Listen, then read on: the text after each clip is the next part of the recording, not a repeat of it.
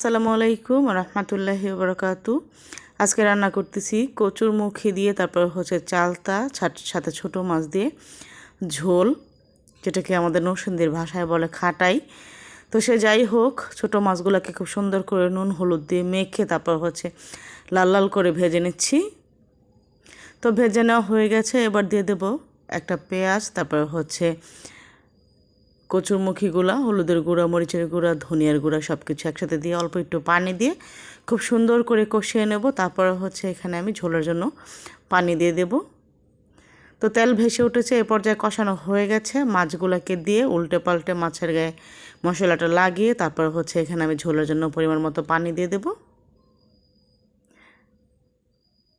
তো দিয়ে দিলাম ঝোলের জন্য পরিমাণ মতো পানি। আর চালতার এই কচুরমুখির টকটা আমার কাছে অনেক ভালো লাগে, মানে অন্য টকের থেকে চালতার টকটা একটু বেশি ভালো লাগে।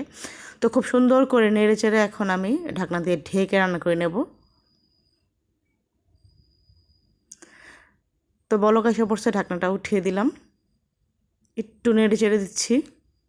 এখন আমি চালতাটা দিয়ে দেবো। তো চালতাটা আমি একটুখানি পাটার মধ্যে থেতলে তারপর হচ্ছে দিয়ে দেবো, তাহলে ভিতর থেকে টকটা একটু বের হবে, না হলে চালতার টক বের হতে চায় না। তো দিয়ে দিলাম সবগুলো চালতা, একটু মোটা মোটা করে কেটেছি। তো এখন হচ্ছে রাঁধুনি মশলাটা, মানে যেটাকে আমরা খাটার হোস বলি, ওইটা দিয়ে খুব সুন্দর করে নেড়ে চেড়ে তারপর হচ্ছে এখানে আমি তরকারিটাকে নামিয়ে নেব। তো আলহামদুলিল্লাহ, গরম ভাতের সাথে এই চালতার এই টকটা ভীষণ ভালো লেগেছিল। মাশাআল্লাহ, কালারটাও সুন্দর হয়েছে। ছোট ছোট মাছ দিয়ে চালতার দিয়ে টক কচুরমুখী, অসাধারণ মজা ছিল তরকারিটা। সব ভালো থাকবেন। আসসালামু আলাইকুম।